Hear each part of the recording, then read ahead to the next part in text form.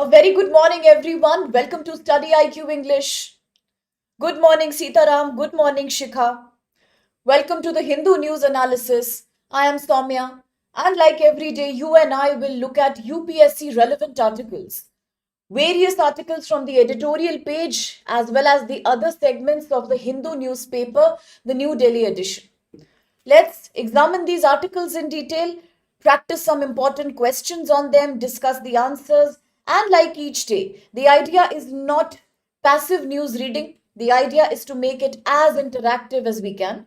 The idea is to take your opinions, perspectives, and make this platform a place from where each one takes back some learning, whether it's you, whether it's me. So, very good morning there, Ramu, Mumtaz. Mumtaz, I missed you yesterday, dear. Aspirant, Ramesh, very good morning. Welcome, all of you.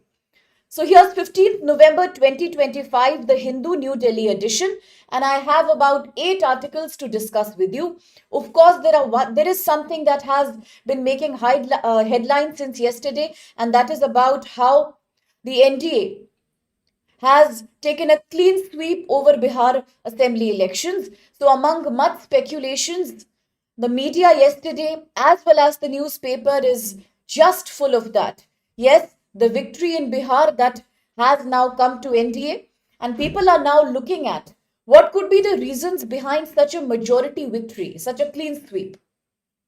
One of the articles here in the editorial page also talks about that. What could be the reason behind such a massive victory?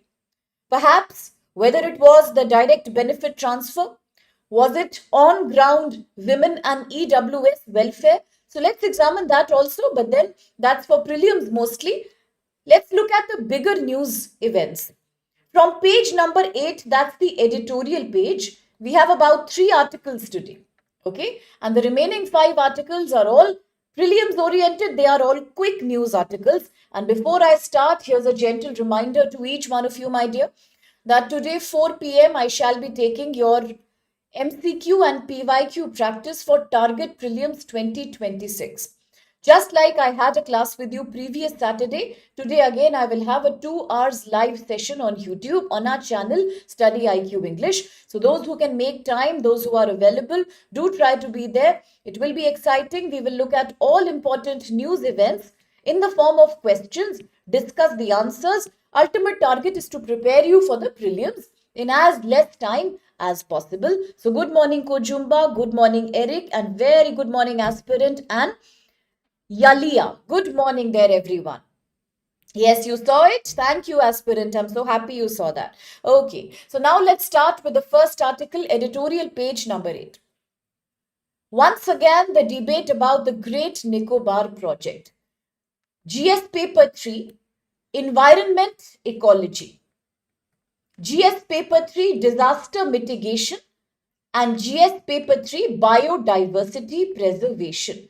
So yes, it is GS paper 3. We are saying the Great Nicobar project and a ministry in North. That means there is too much controversy between different ministries, different political parties, between government and the people of the local region, between government and the environmental specialists about whether the Great Nicobar project that has been planned in the Galathea Bay area, where Galathea Bay area, the Great Nicobar Island, Andaman Nicobar.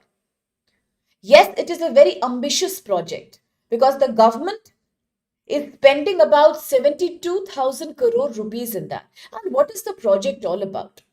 So let's say the Great Nicobar project, the Great Nicobar Island project, is situated in the Great Nicobar Island, the southernmost island in the Andaman and Nicobar Island chain. Yes, it is classified as an ecologically sensitive, biodiverse, and tribal majority area. Never forget these 3 things about this region. 1, it is a biodiversity hotspot.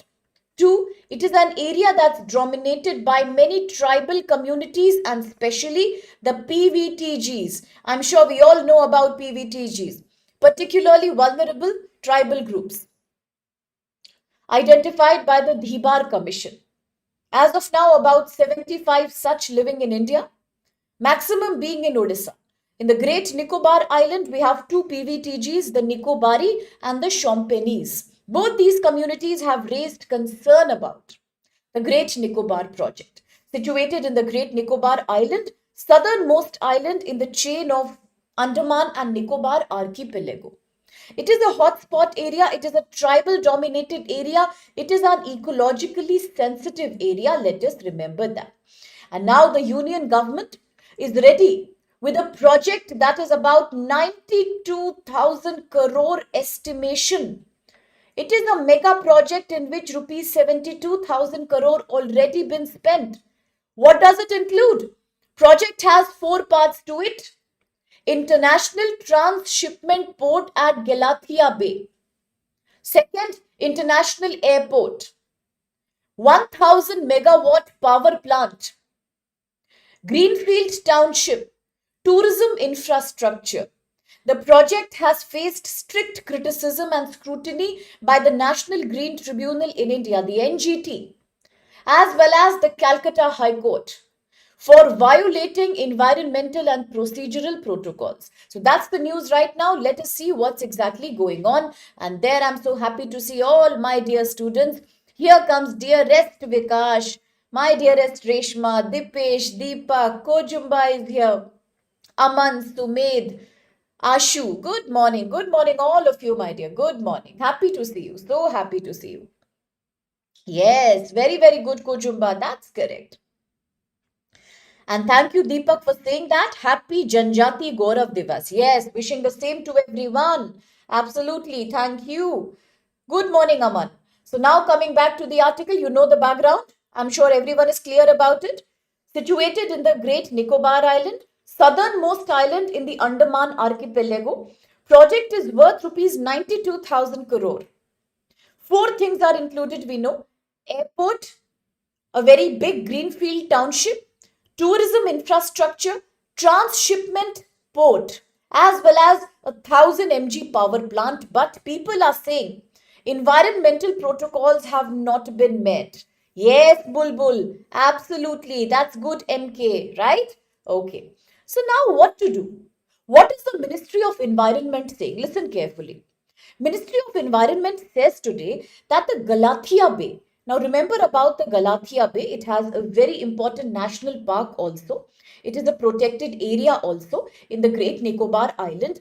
Galathea Bay is a very sensitive area. Why? Why? Because Galathea Bay has about 20,000 live coral colonies that are still living here.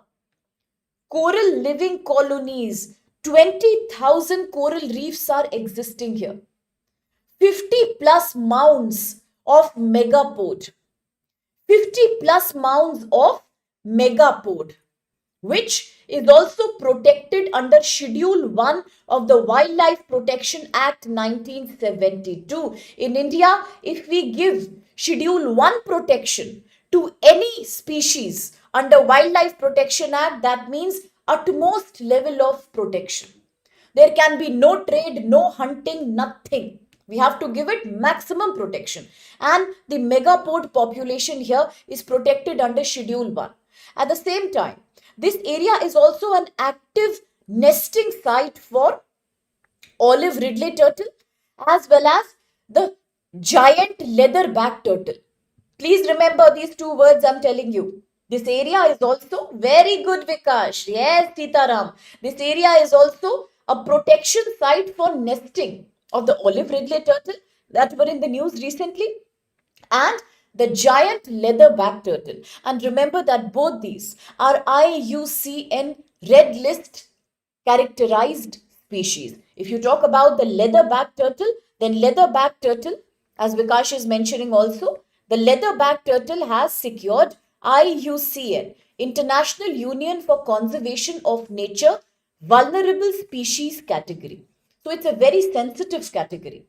Now we all understand the area is so special. Just look at the corals, look at the turtles, look at the megapods. And despite that, the government was fully aware. Government was fully aware of the side effect any construction can take place over here. Any construction will create a major side effect. We all know that. And the government also knew that. But still, the government keeps telling us that don't worry. We will create the project, and whatever deforestation is happening in the Galathia Bay, about 13,000. Now, can you imagine that? I'm sure it's a disturbing reality. About 13,000 hectares of forest we are planning to remove from here under this project. But if 13,000 hectares of forest are removed, then what will happen to all these protected species? And what will happen to tribals like Shampunese and Nicobari, who are PVTGs and closely linked to the forest livelihood? Government is saying, don't worry. Even if we remove this forest, we will provide compensatory forestation under CAMPA Act in India. CAMPA, compensatory forestation. We will remove 13,000 hectares here and we will go and plant new trees, create afforestation in Haryana. And we will make sure that we finish this afforestation project by 2052. So nothing to worry. But in reality, we understand there is a contradiction in the claims made by the government. Why? Because it is the same government who says it is a legal mandate to protect ecologically sensitive areas. Today, on the other hand, it is the same government that has given permission to a project in a highly sensitive zone. At the same time, the government is trying to justify breaking its own protocols. Government says by taking mitigation measures later on, we can make up for the disaster that happens here. And this shows the dual face of the government. Yes, it shows the dual face of the government.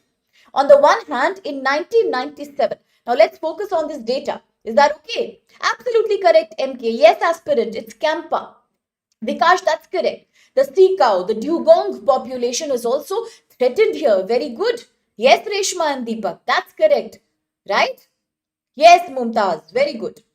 Absolutely valid. 2013. It's about compensation, rehabilitation. Well said, Vikash. Correct, Mumtaz. All these are important species here.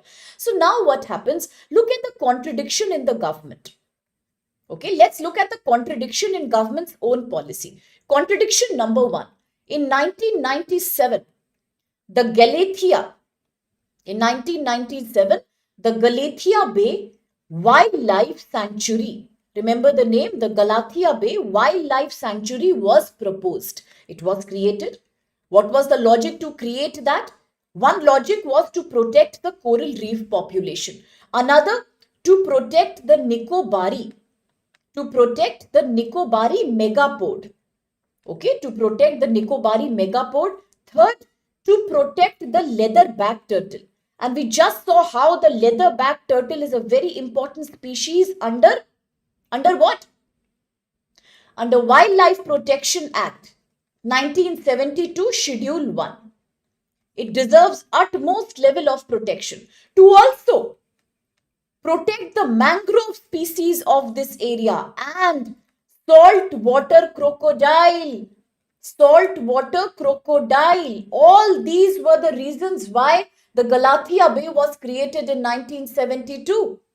In 2021, immediately after the COVID-19 pandemic, in 2021, the same Galathea Bay Sanctuary was somehow, surprisingly, denotified. Look at the paradox.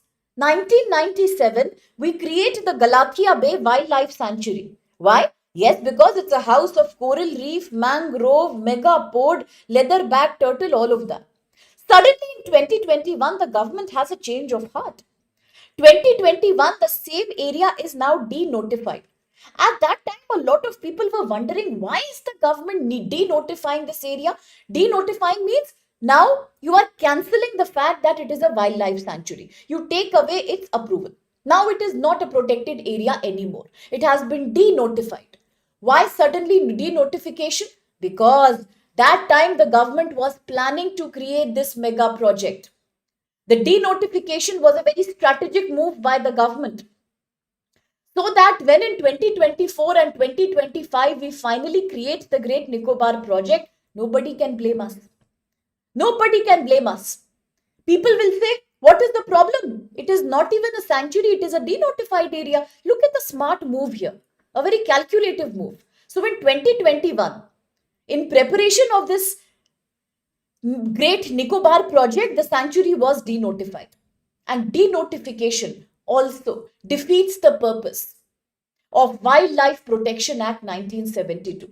It creates a very bad example in front of the global community that first you create an environmental protection protocol and later you cancel that protocol because you are seeing now your own convenience. That's the first contradiction. And second, and the more heartbreaking contradiction in this case has been regarding the coastal regulation zone. Now, if any one of you has been watching our videos, then you might be aware that just 2 days before I made a video on the Great Flamingo Sanctuary in the Dhanushkodi village in Tamil Nadu. If you remember, the Gulf of Mannar, I have spoken about that. A new wind energy turbine is being created here, and people are worried that if the new wind energy project is created, the Great Flamingo Sanctuary will have environmental problem, right?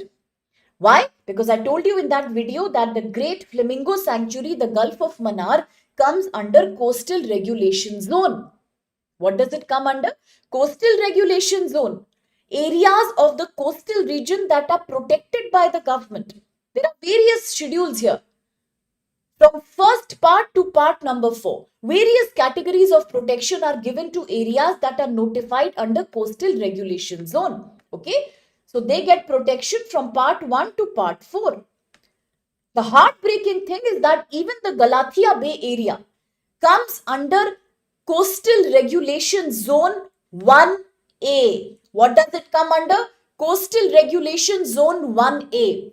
Why does it come under Coastal Regulation Zone 1A? Very good, Vikash. Yes. CRZ, Coastal Regulation Zone, initially discussed in 1991, implemented in 2011. Very good.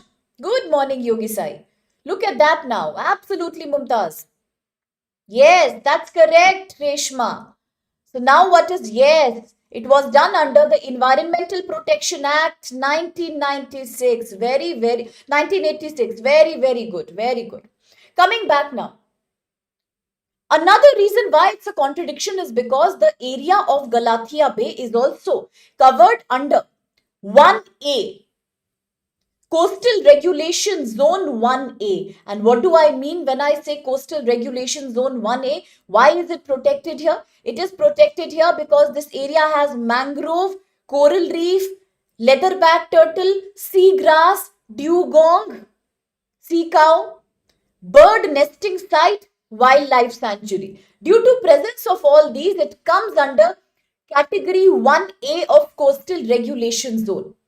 Galathea Bay is a part of that, which means it should be a no development zone. Under Coastal Regulation Zone 1A, an area that is identified here cannot be subjected to infrastructural development.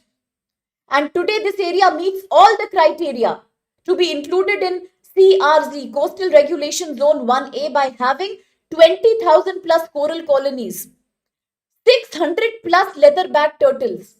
It was a previously notified wildlife sanctuary before it was denotified in 2021 by the government. And ports cannot be created here. Let's be very clear about it. Ports cannot be created here because if you create a port, it gives rise to commercial shipping and bottom trawling. And we cannot allow it here because there are coral reefs here. Fishing and mechanized boats will destroy these corals. And hence it's not allowed. So therefore, the National Green Tribunal interfered in between. In April 2023, the National Green Tribunal said that this area is protected under 1A of Coastal Regulation Zone. It has more than 20,000 coral colonies and therefore let's appoint a high-powered committee. What did National Green Tribunal say? Please keep a list of the timeline. Okay, bacha? Keep a list of the timeline. Yes? 1997, Galathea Bay created. 2021, denotified. Despite the fact it has so much wildlife, despite the fact it is Coastal Regulation Zone 1A. Now what happened? 2023, the National Green Tribunal of India decided to appoint a high-powered committee, HPC, and the report was awaited. A detailed investigation was done to understand how much part is actually under Coastal Regulation Zone and can we reclassify that into Coastal Regulation Zone 1B so that we allow some construction over here. Now look at the strategic move. But it is highly absurd. It is highly absurd because if you look at the coastal regulation zone 1B, there is some development allowed under 1B. In 1A, nothing is allowed. Galathia Bay is 1A. But today, the high powered committee is trying to see if we can reclassify that as coastal regulation zone 1B. Because in 1B, you can create certain construction. So, therefore, if a port is allowed under coastal regulation zone 1B, let us now put it under 1B. That is what the high powered committee was trying to say. But the National Green Tribunal is complaining there is no clarity in this investigation. There is no clarity. The Ministry of Environment did not disclose the detailed report of this committee. It also did not make it clear that how much defense sensitivity is attached to this area. If we reclassify that as coastal regulation zone 1B, it will be taking a huge risk with biodiversity. It will lead to environmental degradation. It has raised a question on polity and governance. Was the inquiry scientific?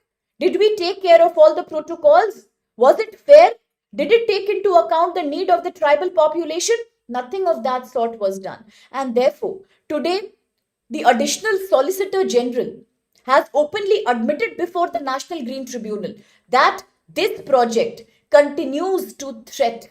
It continues to threaten the existing mega biodiversity of this area. But the ministry is not ready to believe that. The ministry says, no, it is every bit possible that we reclassify this from coastal regulation zone 1A to 1B. There is no problem in that. Now, this is very, very odd. That high-powered committee agrees to reclassify. Government is ready to give the green signal, the clean chit. And at the same time, if you look at Environmental Impact Assessment Notification 2006, then this area, if it is deforested, it will lead to a loss of tropical forest cover. 8.5 lakh trees will be cut so easily. Will it not endanger the endemic species of this area? Not just animals, but look at plants also. Now, can you regrow the same plants in Haryana? Think about it. How illogical it is.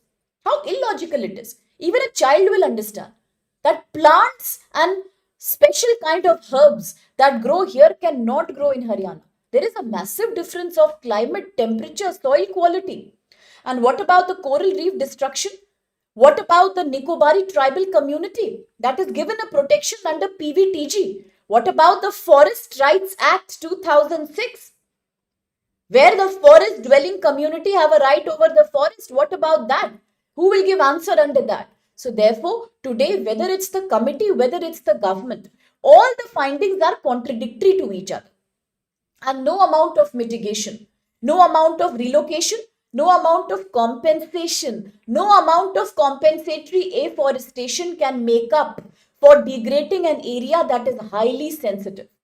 It is constitutionally invalid. It breaks the constitutional directive principles of state policy under Article 48A and under Article 51AG.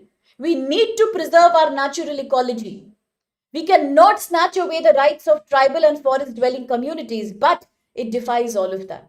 Ultimately, it is also a contradiction with Article 21, because today the Supreme Court has clearly interpreted in India that the right to live in a clean environment, the right to breathe a clean air, is as much the right to life under Article 21 as any other fundamental right. So therefore, this project defeats all these fundamental rights and all the environmental justifications. That is the debate that's going on right now. The opposition and the environmental experts are criticizing. The government continues to defend.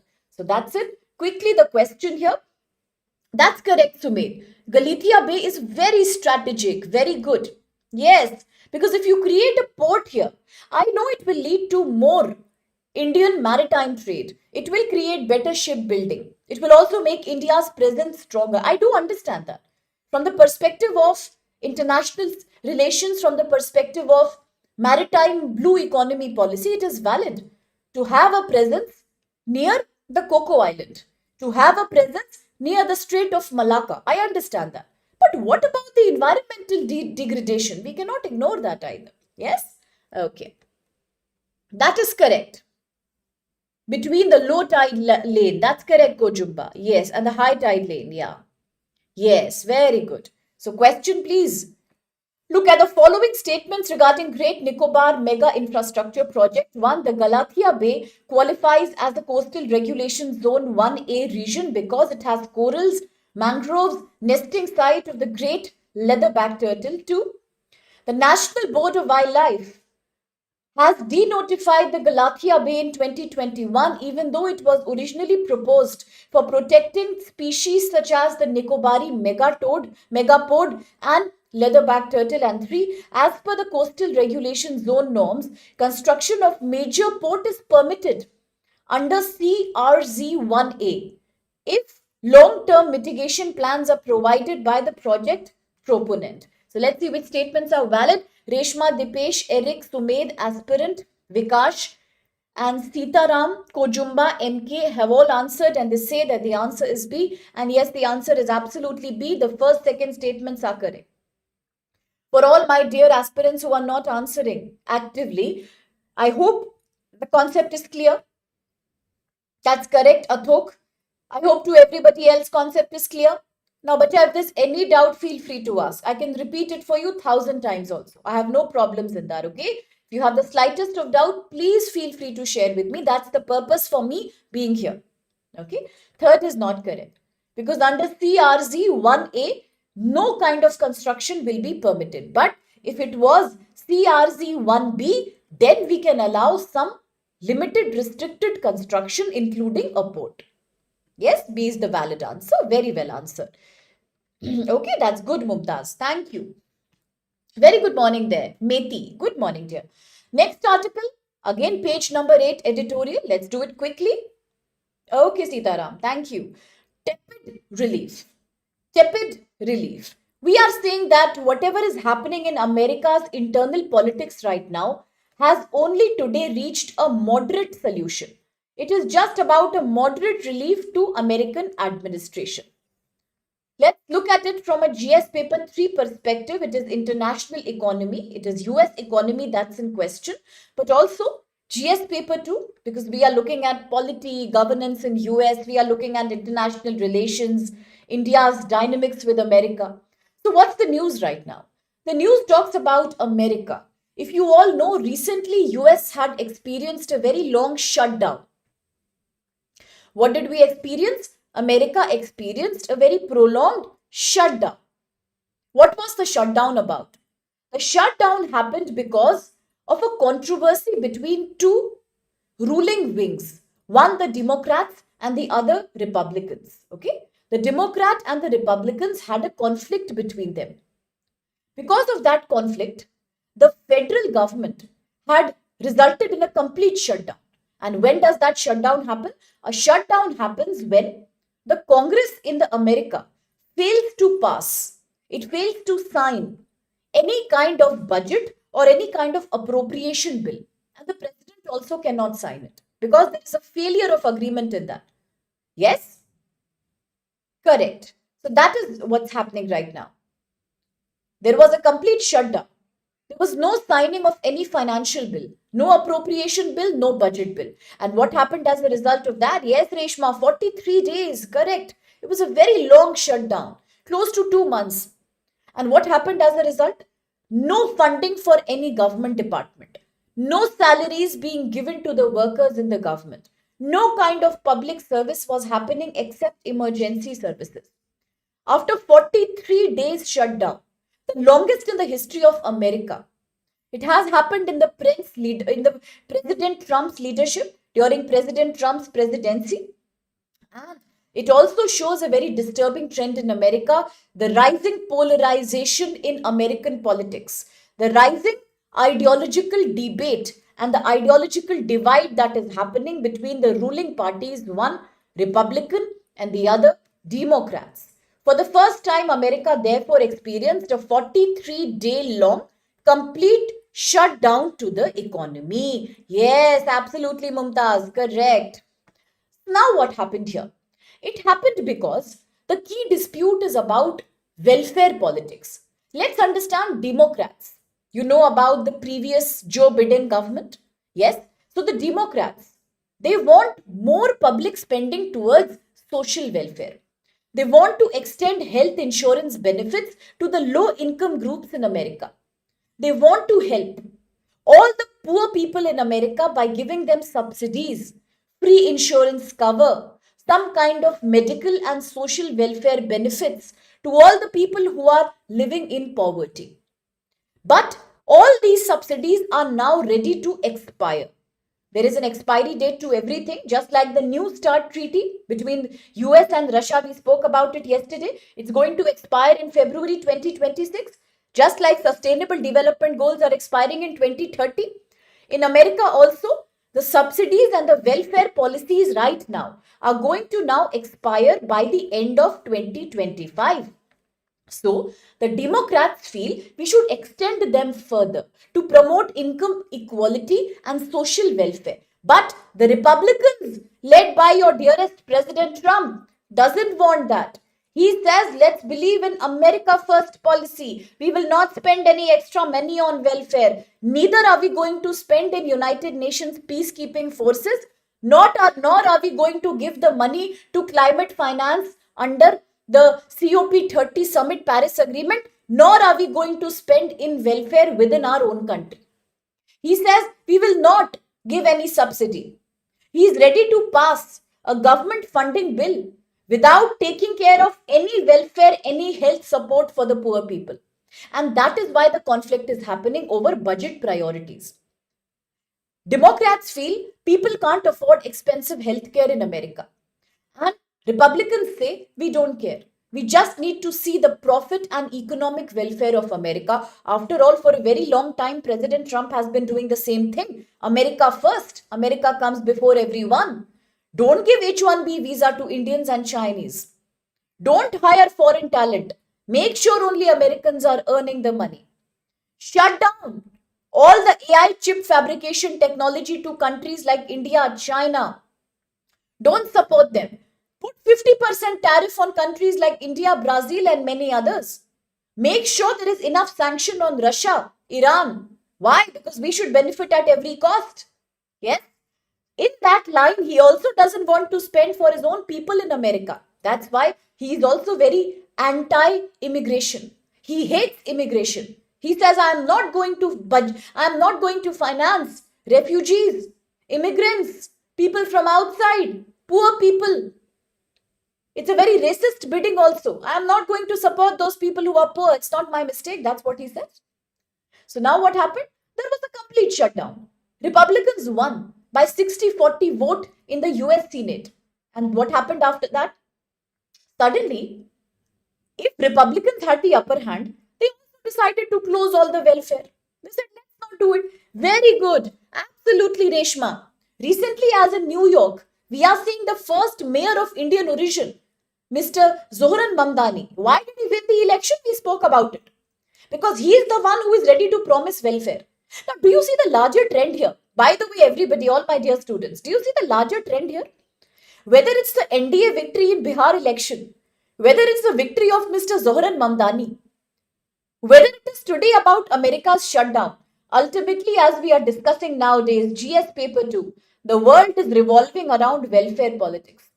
Welfare is the new ticket to win the election because people are very, very needy right now. Yes? So the more you help people with finance, the more people support you. The world needs welfare politics like never before. Even whether it's the demand of developing countries in COP30 in Brazil that give us $1 trillion by the end of 2035, we need that money. So nowadays, welfare is the only top priority for everyone. Yes, aspirant Kojumba? Right? Yes, correct. So in that situation, you analyze this also, that Republicans refuse to spend on welfare and that leads to a complete shutdown. But today, the shutdown has finally ended after 43 days. Yes, that's the good news. After 43 days, shutdown has finally ended. Thanks for your comment, Ramu. I was thinking what happened. Ramu has neither answered the first question, no comments also coming. Thank you for that. Yes, very good. Absolutely. His principle is communism. That's correct. He's more focused on welfare economy. Yeah, I agree, Ramu. That's a valid statement there. That's correct. Okay, Pramakar, that's correct. Yes. So look what's happening right now in America. You're seeing that. Today, finally, after 43 days, shutdown is over. Thank God, it's finished. Why did it suddenly finish? What has happened? After 43 days today, finally, as Republicans have once again won the election, they won the majority by 60-40 in the US Parliament, but they also managed this victory in a very smart way. 8 candidates from Democratic Party, 8 candidates from Joe Biden's Democrat Party left the Democrats and joined and voted for the Republicans. A cross voting happened. Yes, a kind of deflection happened. They voted for Republicans and now Republicans won. Finally, after 43 days, the government has understood that this lockdown is going to be expensive for us. People are not ready to work without salary. So now some funds have been released for the entire fiscal year. Some other funds will only be released in January 2026. But the problem is, there is no assurance and guarantee that same kind of good funding will be provided by President Trump in times to come also. Now, today, as the shutdown is coming to an end, it is because of a necessity. American president has also understood that without any finance, 1.4 million federal workers of the government were suffering. Salaries are delayed. People are not able to afford food, medicine, and education. There has been a suspension of flights at the international airports. Food and security benefits have become disrupted. So many schools and learning centers are shut. Tax refunds and tax processing is also delayed right now. National parks and sanctuaries are closed. It is impacting tourism. Social services like bus systems, food distribution systems are all shut down now. Because of that, there is a massive impact. There is a massive impact on the GDP of America. The GDP has slowed down. There is a loss of investors. Stock markets are falling. There is a slow There is an erosion of trust that people have in public policies and public governance. And this decision has cost millions of dollars to American economy. So therefore, today Republican had no choice but to at least allow some funding. So today, despite the fact that Republican is controlling both the houses of the Congress and they have a better negotiation power, finally, a little funding has started now rolling inside. Some funding is now being allowed. Although Democrats are still trying to push for a greater benefit, but still Republicans have not agreed to that. Only some funding has been allowed. So now what happens? What's the future? See, next year, President Trump will experience another election. Yes, there will be another election in the mid 2026. And now it is the time when all the actions done by President Trump will show the result. Globally also, within America also. The key issues that will dominate American election are job creation, inflation rate, how much has the government spent on welfare, health affordability, education policies in America, immigration, refugee reforms. Today, if President Trump acts with the kind of stubbornness that he is acting with, if he refuses to compromise, he will lose majority of the votes. It will create more political deadlocks. So although the shutdown is closed now, it is ended after 43 days, it shows a greater fracture in American politics. That major political and economic issues are still not attended. This has also highlighted how welfare is today central to global politics. Whether it's India, whether it's America. There is a high chance of Democrats winning next time because for Democrats, subsidy is the ruling priority. For President Trump, America first, nationalism, increasing the GDP is the bigger priority. But today, the question highlights the rising tension between majority rule or minority rights, executive legislature balance, a government that is ready to provide some security to the citizens or a government who is busy pursuing their own political and economic agendas. So that acid test will be very clear as President Trump now goes for the election next year. So that's when we come to know whether this deadlock has a longer implication or now it is over for good. So that's exactly what the article has to tell you. Quickly, let's analyze the question. Consider the following statements regarding recent US federal government shutdown. 1. The shutdown ended after US Senate passed a funding package with support from some Democratic senators who joined the Republicans. 2. Extending health insurance subsidies to low price income Americans was the main point of fight between Republican and Democrats during the shutdown negotiation. And 3. As per the American law, during a federal government shutdown, all federal agencies continue to function normally, although employees do not get any salary. So, which of these statements do you think are valid? Dipesh already answered them. Vikash also answered. Let's see who else gives the answer as we proceed further. Ramu has answered. All three, Reshma has answered. All four say that the answer is going to be B, which means they are saying first statement is correct. It is correct. Then second statement, the main cause of fight between Democrats and the ruling party Republicans is all about whether to give cheap healthcare and subsidy and welfare to people or not. That's also correct. Third, definitely wrong. That's correct, Sumedh. Third, wrong. Why? Because under American law, whenever a shutdown happens, not all the federal agencies continue to work. No. Only the more important and emergency services continue to operate. Only emergency services will work. Extra services will completely shut down. Tourism, all kind of extra learning centers, all activities are closed. Only the main emergency services operate. So therefore 3 is invalid, making B the right answer. That's correct, Kojumba, Ramesh, aspirant MK, all that's valid. I hope it's clear to everyone. Once again, I repeat, should there be any doubt, please feel free to clarify. The idea of this class is to make you conceptually prepared for the prelims, not by making you learn. Yeah, sometimes I force you to learn. I ask you and I give you various tricks to learn, but that's different. Main purpose is so that every student is conceptually prepared to handle the tricky questions of prelims. So any doubt, they ask me 1,000 times, I'll be more than happy to repeat that for you. Okay? Very good. Next article, page number 8. Flexible inflation targeting, a good balance or not? GS paper 3. Repo rate. GS paper 3, repo rate created by the Reserve Bank of India. Indian economy.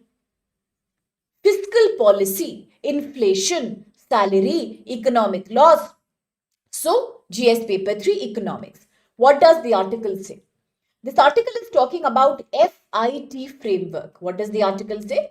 FIT framework. What do you mean by FIT framework? FIT framework means flexible, inflation, targeting. What is FIT framework? Flexible, inflation, targeting. What do we mean when we say that? The article is saying long back in 2016. Very good, Vikash. Very good. 2 to 4%. Excellent. Go back to 2016 for a minute, bacha, please. 10 years back. 2016, the Indian government adopted a protocol called FIT, Flexible Inflation Targeting. Under this, there was a mandate. It was a protocol that now in India, we will keep our inflation level fixed between 2% to 4%. We will keep it fixed always between 2% to 4%. Okay? Sometimes, in case when there is too much fluctuation in the economy, the upper limit can be 6%, but generally it should be fluctuating between 2 to 4. That's the flexible band within which we should keep our inflation always. That's correct, yes. Now, with that in mind, let's understand 10 years are over for that policy. And now, in March, very good, Dipesh, in March 2026, this policy is coming to an end. Just like so many things come to an end, we just spoke about one thing. So many things come to an end. In America also, the welfare plan subsidies are coming to an end. We just discussed in the previous article. Now also same thing is happening. Yes, Ramu, absolutely. In India, March 2026, 10-year-old protocol is ending. And what is the protocol? Flexible inflation targeting. adopted in 2016 to keep the inflation static at 4 to 2%, sometimes maximum 6%. Why is controlling inflation important? Why is controlling inflation important? What is inflation? The phenomena where suddenly the prices of goods and services shoots up very high. It becomes too high. It becomes unaffordable. Why does it become high? Because people are buying more. People are spending more. Maybe because people have more purchasing power. Maybe because banks are giving more loans to people. Maybe because the banks themselves can get more loans from the Reserve Bank. Maybe because the rate at which the commercial banks in India borrow money from the central bank, the repo rate, maybe that's very low. So banks can borrow more money. If banks will borrow more money, people will have more money. Banks will lend people. People will have purchasing power. If I have purchasing power, I will purchase more. Yes, I will eat out. I will go to good restaurants. I will buy new fancy car, new clothes, jewelry. I will, right? It's good in a way. Why is it good? It increases the consumer demand in the economy. Yes, it will give a push to production. But sometimes when there is too much demand, staggering demand, supply side becomes tough. After all, there is a limit to production. We keep on demanding somewhere the goods and services are limited. What happens to that? There is a mismatch between demand supply. The prices will increase too much. Too much they will increase, and that becomes inflation. Why is it important to control this inflation? Because inflation control is a core objective of India's monetary policy.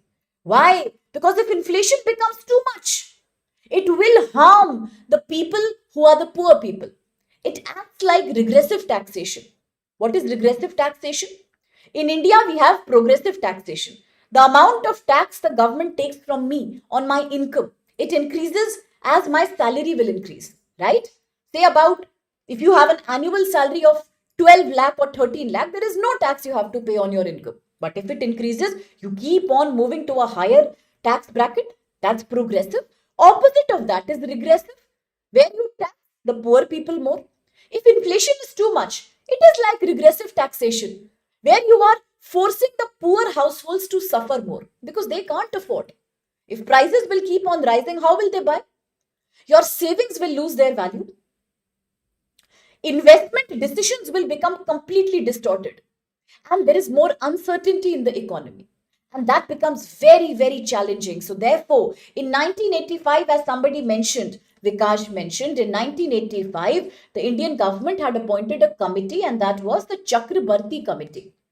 The Chakrabarti Committee. What was the idea behind this committee? 40 years before I'm talking about. 40 years before. Chakrabarti Committee suggested that, for the first time, it suggested that inflation should be fixated at broadly 4%. Today, what is happening? What is the problem? The problem is that in March 2026, India's commitment to maintain this fixed level of inflation, flexible inflation targeting, is going to finish. And now the new question in front of Reserve Bank of India is whether to control headline inflation or whether to control core inflation. And there is a difference between the two. Let's be clear about it. Today, the RBI is facing a major question, whether to target core inflation or whether to target headline inflation. So what's the difference between these two, bacha? I'll come back to Ramu's definition. Beautifully, he has defined for us. Beautifully. That inflation control helps to control the demand and supply of the market because inflation means purchasing power will only increase and ultimately supply will decrease. Very good. And regressive tax means where you are taxing the poor people more. So it is like suffering to the poor people. Thank you then. Yes, that's also correct, Vikash. Very good. Fiscal deficit, total expenditure. Very good. So coming back now. RBI, as in March 2026, the FIT in India is expiring by the Chakrabarti Committee 1985. The time period for flexible inflation targeting is over. What to do now? RBI is thinking what to do. Should we try to tackle the core inflation or headline inflation? But what do we even mean by core and headline inflation? Why? Because if you look at headline inflation, then headline inflation includes the prices of food and fuel. Headline inflation also tries to measure, it includes food prices and oil, gas, fuel price. Whereas if you look at core inflation, it excludes them. Core inflation excludes food prices and fuel prices. Why does it exclude? Because we all know that food and fuel are very volatile. Food price and fuel price is very, very volatile. It is very volatile. Why? Because food prices jump a lot. Food prices fluctuate a lot. If there is a bad rainfall, poor monsoon like in 2024, what happens? Production is low. Definitely food prices will increase. If there is less wheat produced, naturally less wheat will come in market. If supply is less, prices will be high because demand is always high for food. Second, what if there is a crop disease? Suppose the crop fails this year. There is a disease of the crop. Again, food supply is low. In case of that, what happens? Less pulse, less rice in the market, less oil in the market, but there is demand. Again, inflation soars up. Food prices increase. Similarly, in 2025, we have seen how when Hamas was fighting with Israel, remember what happened? Iran got involved in between. Israel also attacked Iran by saying that we are targeting Hezbollah also. So we will not leave Lebanon and Iran also. At that time, what happened? Iran was very angry. And what did Iran say? Iran said, I am now going to revenge by blocking the Strait of Hormuz. Remember places in the news, the narrow choke point, Strait of Hormuz. Majority of global food oil supply comes from here. Iran said, I'm going to block. In case that kind of situation happens, then in case there is a blockage of Suez Canal, then in case there is a conflict and because of that supply chains get disrupted, then in case OPEC countries or OPEC plus countries decide to increase the oil price, then what happens? In that case also, there is a high jump in food prices because transportation is expensive. All these issues mean food is very volatile. And RBI cannot control the food price by its monetary policy by increasing its interest rate. How can RBI control? It is beyond RBI's control. Even if RBI says, okay, let me increase my repo rate. I hope you understand repo rate. The rate at which RBI will give loans or money to central banks. Okay. Now, if there is too much inflation in the market, suddenly too many prices are increasing. RBI knows it is time to control the inflation. We have to keep it fixated in a certain bracket up to 6%. RBI will suddenly increase its repo rate. As repo rate increases, the interest that the central banks will have to give to the loans taken from the interest which commercial banks will pay on the loan taken from RBI will increase, which means they will not take the loans. If they will not take the loans, what will they give to you and me? We will also not get enough money. If we don't have money, we will not buy those goods and products and the prices fall down. So please understand, repo rate is a very good mechanism of controlling inflation by RBI. But when it comes to food price, there is nothing RBI can do because these are external factors. Oil supply shock, war, conflict, terrorist attack, food crop failure, heavy monsoon, no monsoon. How can RBI control that? So today RBI thinks, why should we try to target headline inflation? Because that depends on food price and we cannot control food price. So why should we punish the whole economy by putting a high interest rate for something that is not in our control? And that's the debate right now. But today RBI has that confusion. If we actually try to control headline inflation, we fail. It is not in our hands. It depends on external factors. But if we exclude headline inflation, if we exclude the price of oil and food and only focus on core inflation, then also it doesn't make any sense because food prices will ultimately spill into everything else. Right? Because if food prices are high, then people will spend more salary on food. Businesses will also increase their price. Transport price will also increase. Demand for high salary will start. People will want more money naturally because food is only expensive, then what to do? So if food price will increase, it will definitely have some spillover effect in core inflation also, in other commodities also. So what to do now? Food inflation becomes general inflation. You can't control that. And that's the confusion RBI is having right now. Should RBI ignore? Should RBI ignore food price spike, food price increase, and ignore the whole concept of headline inflation? Or should RBI try to target headline inflation also, because food is the core of the economy? What to do? So that's the confusion that is happening right now. And why is this important? Because it's high time RBI takes a decision. March 2026, the FIT is expiring. Flexible inflation, tendency that's expiring now. If it is expiring, then it's high time. Flexible inflation targeting has to be taken a decision upon. RBI has to decide upon a certain interest rate. It will determine the future of inflation in India. It will be about protecting the poor people in India. Entire economy is based on that. So now what happens? What decision will RBI take? Should we include headline inflation, that is about price of food and oil, or should we ignore it and focus on core inflation that excludes food and oil price?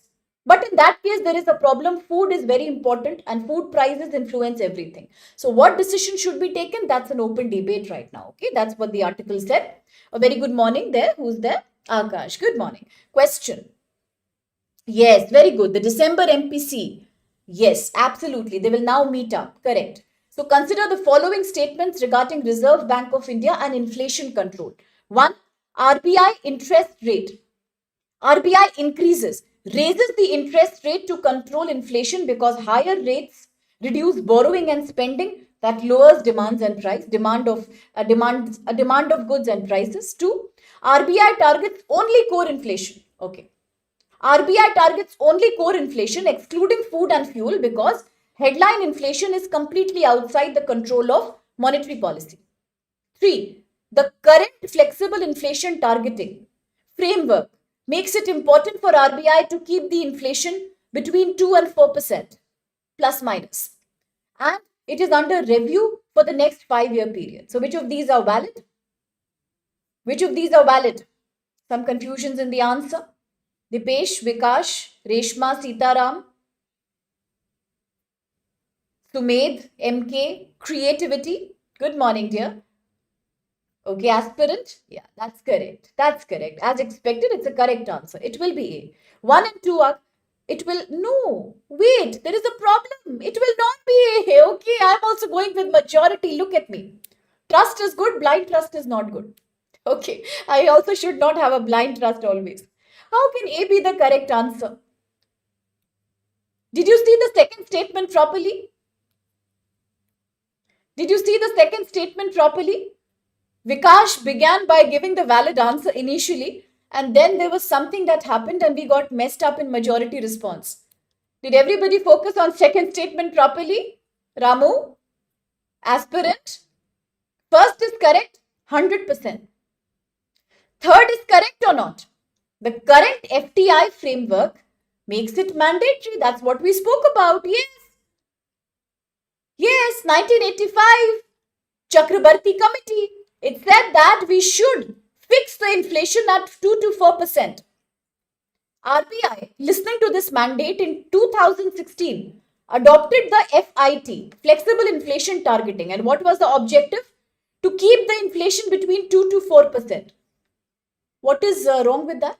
Today, as 10-year period is passed, 2026 is coming, the FIT is expiring in March. Now there is a new debate in front of RBI. Whether to adopt core inflation control or headline inflation control. It's a confusion right now. So what is wrong with the statement? It's correct only, right? If this is correct, look at the second one now. RBI targets only core inflation. Not yet. Not yet. That's the confusion. Whether we should do this now or not. We don't know. Now we have to decide by public discussion and policy intervention. Now RBI will decide with its meetings and various kind of committees. Now the decision will be made. Whether we should only try to control headline inflation or core inflation. Headline is doubtful because yes, it has the price of food and fuel that is volatile. It's about external factors we can't control. So what to do? But if we ignore that also, it is not okay now, because there is a spillover effect in the economy. So we don't know. There is no clarity, and A cannot be the correct answer. Should be B only in that case. Right now, it's not being done. We are still thinking about that. Let me quickly verify myself. Now, so much majority comes and you confuse me there. See. What happens then? I also get confused. So, B will be the answer, right? Now, is it clear? Is it clear with everyone or not? Right? So, what lesson do we learn here? Trust is fundamental. Blind trust can be dangerous. I learned that lesson today. Very good, aspirant Sumedh, Ramu, Reshma, Vikash. Okay, I hope you understood. If there's any doubt, ask me. Okay, Mumtaz? Okay, but very well tried. Love you all. Just joking. Very well that you tried. Okay, there's no problem. We can give wrong responses. We are still learning here. No problem. Okay, well done, Sumedh. Okay, very good. Next article, we are done with the editorials. Gujarat. Gujarat is in the news because of GI tag. Okay, MK. GI tag. What is GI tag? Geographical goods indication tag, or the geographical indication tag. And why do we give the GI? We give the GI because we are believing today in Atmanirbhar Bharat, vocal for the local. Yes, we are trying to identify special products that come from various districts. It is coming under the larger agenda, one district, one product program. One district, one product program, ODOP. Under that, there is a legal mandate that we provide geographical indication. Very good, Vikash. 1999 GI. Absolutely, under goods geographical indication tagging, 1999, we give special recognition to goods coming from certain areas. That's GI. Now in India, we all started with Darjeeling tea and all of that. Yes, today in the news is Gujarat because a special kind of marble. Now another place is very famous for marble called Markana in Rajasthan. But now we are talking about Gujarat. So Gujarat, there is a place called Ambaji. What place is that? Ambaji. In Gujarat, Ambaji, a very famous pilgrimage. This place is a very famous pilgrimage, okay? And from this place, a certain kind of high quality white stone, certain kind of high quality marble has now been given the GI tag index. So do remember the latest addition, the white marble from Ambaji, Gujarat. It will recognize the unique qualities of this marble, and ultimately it is in line with how Taj Mahal's marble has shown signs of erosion and aging. But Ambaji marble never ever degrades in quality. That's the beauty behind it, okay? And the Ambaji marble mines are about 12 to 1500 years old. At the time when we had the Dilwara Jain temple in Mount Abu. Imagine, 15 to 1200 years back, when we created the Jain monuments, the Dilwara temples in Mount Abu. Since then, these mines have existed in Ambaji, and today they got, because of their shine, durability and beauty, GI tag index, marble from Ambaji, Gujarat. Let's not forget about it.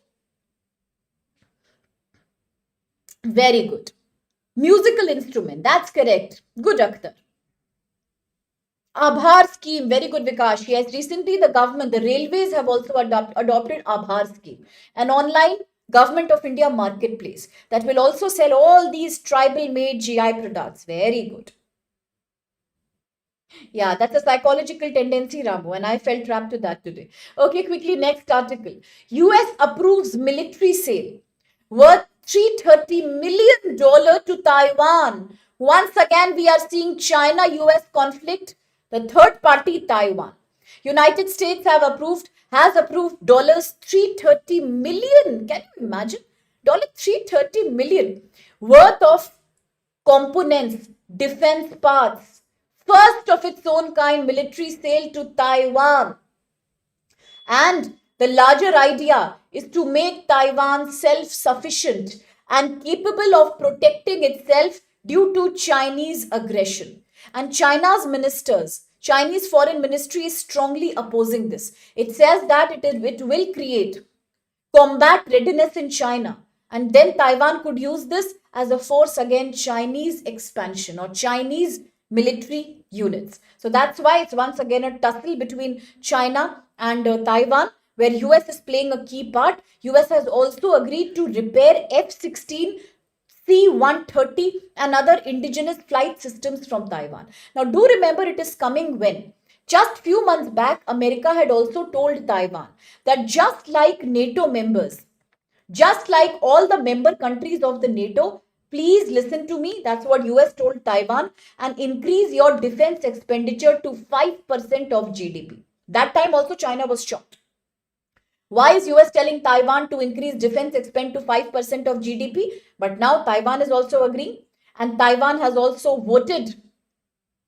He has voted and agreed to President Trump's recommendation that we will spend more than 3% of GDP by 2026 and 5% by 2030, just as President Trump has recommended. Now, next news, GS paper 2, international relations, India, Canada. India and Canada have now decided to create a long-term supply chain partnership. On that note, I remember last month India had signed a pact with one country. One country in the field of processing, mining, and refining rare earth materials. Which country was that? Can anybody tell me? Just previous month, India had signed a pact with a country. That country is also a partner of India in an ongoing naval exercise right now. Which country was that? That country is a very important partner of India in one of the exercises that India is conducting right now with its navy. Which country was that? With which we signed a deal for mining, processing rare earth material. Very good, Dipesh aspirant Mumtaz Arvind, Australia. Australia. No, bacha, we can't sign it with China because with China there is hostility. China gives us supply shock. China keeps reducing the export of rare earth material, but China is on the top. 90% refining is done by China. But Australia also have reserves. Australia doesn't have the manpower, the trained manpower to mine and refine. So India, Australia have signed that pact that Australia will export those rare earth materials to India.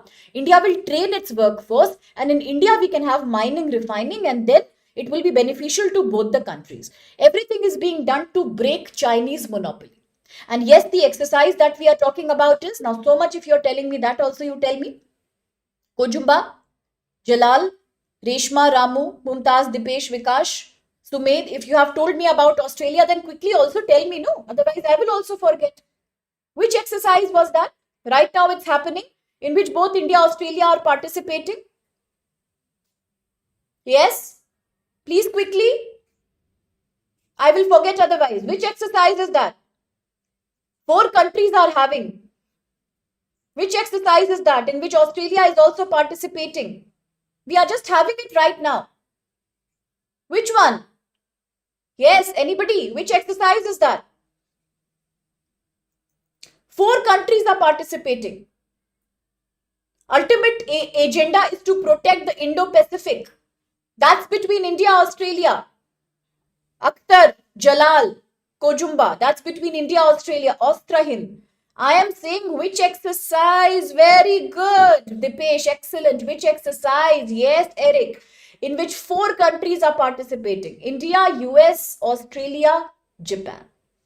Where is it being done? Exercise Malabar. Very good. It is a part of the broader quadrilateral dialogue, Quad, agenda to promote safe, law and order based Indo-Pacific against Chinese monopoly. Very good, Kojumba, Sitaram, Ramu. Absolutely, Akhtar. It is Malabar. Very, very good. Austra-Hind is valid between India and Australia. Malabar, a part of Quad. Okay. Now, quickly, GS paper 2. India, China have decided to sign a long-term supply chain agreement. Yes. And what is the idea behind it?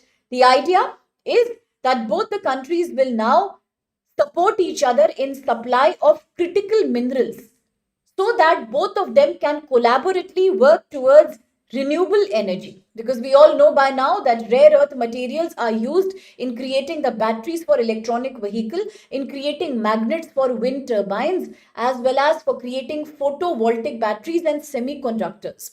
Recently, the Supreme Court has also told the Indian government, especially the state government of Delhi, that please encourage more use of electronic vehicles among the public because of the rising case of air pollution.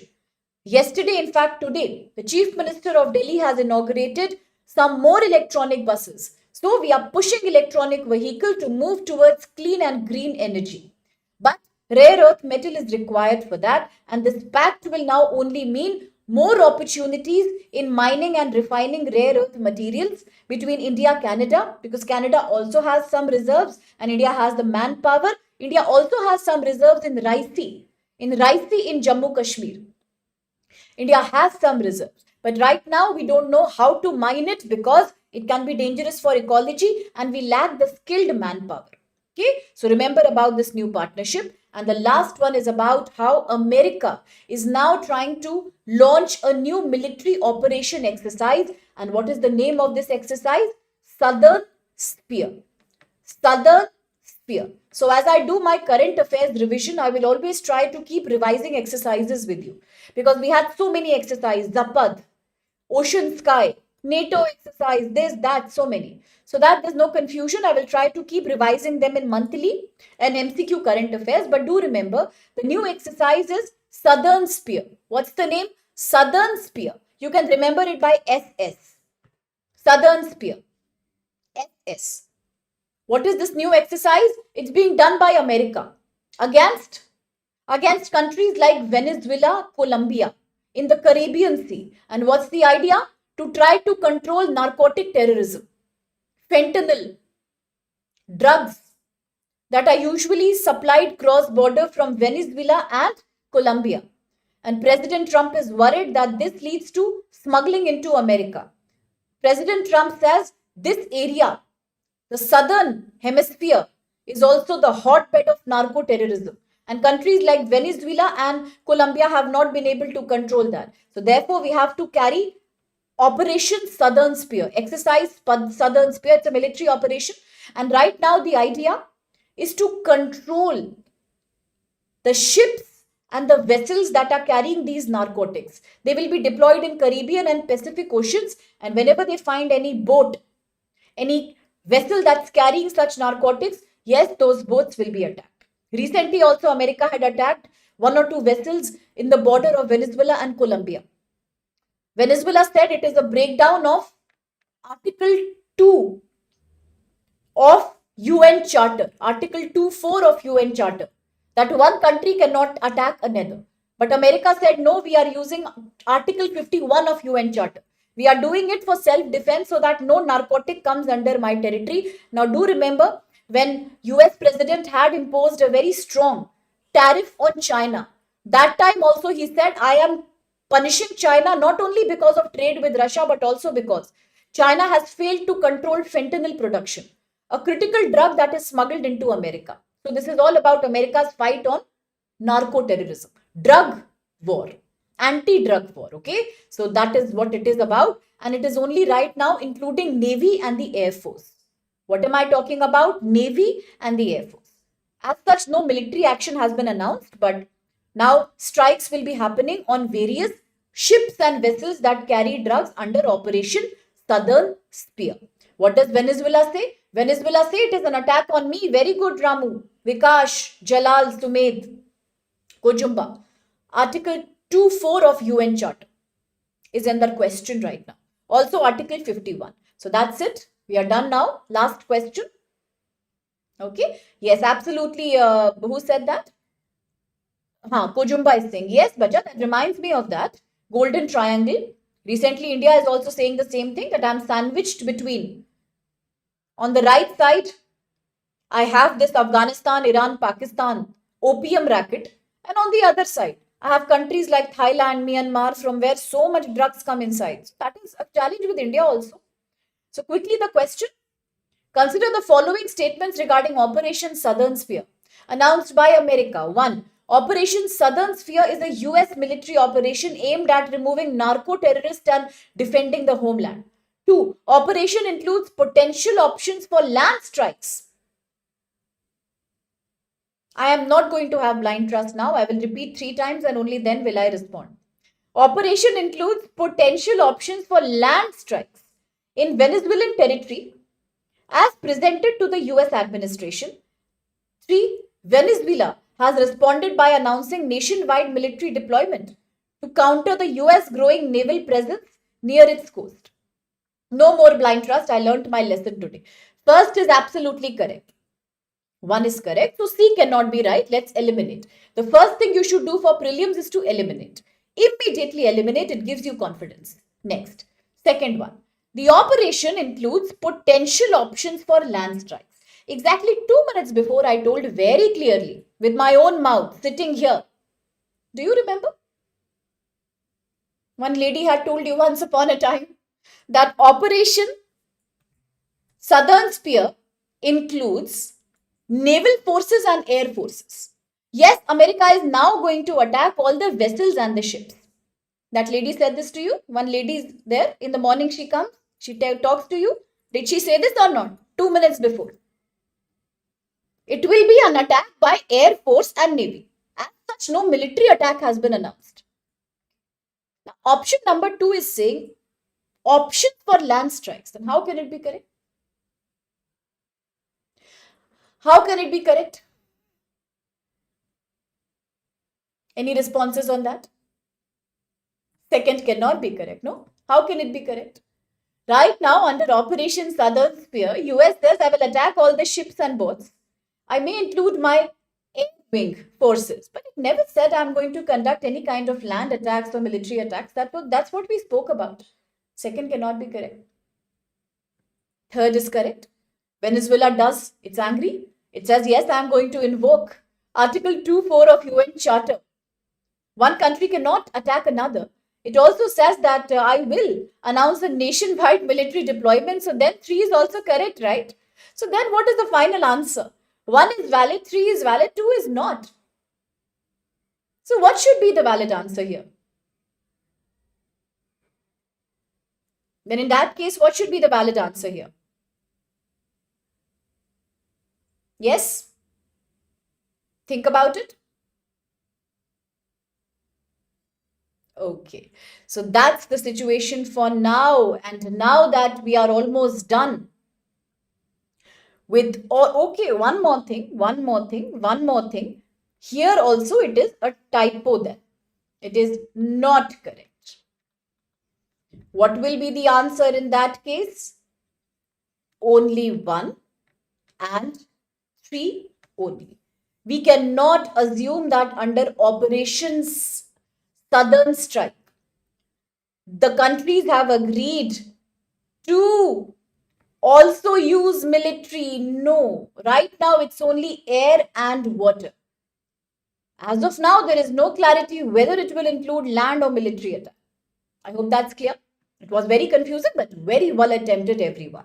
Very well answered, very smartly, very gracefully handled questions. So well done, everybody over there. I'm really happy. And there's any doubt, do let me know. And as I take your leave, 2 quick announcements. One, today the sale is ending on our Success in Prelims initiative. Yes, the sale is ending. And the sale is a great opportunity because it's 4,999 only. Just 4,999. What do you get? Thorough preparation, crash course, aggressive training on clarifying your GS paper 1 and CSAT course. Apply for the course today. If you are really willing to target the UPSC 2026, please use code SPLIVE. Do use code SPLIVE, okay? And a great opportunity at a very great price. Batch is also morning, evening, weekend, so shouldn't be a problem with working students either. For 27-28, same sale will end tonight, and the prices could be quite supportive to most of the aspirants because we are giving all the GS courses with prelims training for 27-28. And now at 4 p.m. today, I will come to take MCQs and PYQs for UPSC prelims. Those who can make time are most welcome. And even if you're busy, it's okay. You can still watch it later. So thank you so much. I hope you enjoyed the lecture. I really enjoyed the lecture. That's correct, Dipesh. But still, I'm extremely proud of your answers, your participation, interaction. Absolutely proud of each one of you. And I want you, each one, to clear the prelims because I will take the CSAT classes. I don't want any reason that anybody should have a problem. We have to clear the prelims. Okay, with that blessing and with lots of love, I'll see you on Monday for the Hindu, but in the evening for the quiz. Okay, for the question answer. So thank you, dear Ramu, Sumed, Kojumba, Mumtaz, Dipesh, Akhtar, Aspirant, Sitaram, Jalal, and we have Sumed. Yes, who else? Vikash is here, and I think I've taken Kojumba is there. That's it. Eric was there. All right. Mumtaz also came today. So to her also, to Sitaram, to Bulbul, to Ramesh, to all of you. Lots of love, lots of blessings. Yes. Thank you, Dipesh. Okay. Morning time is same, bacha, every day. It's 9:30, but 9:30, 9:35, 2-3 minutes here and there. That's when we start. Okay. So thank you so much. God bless you. See you.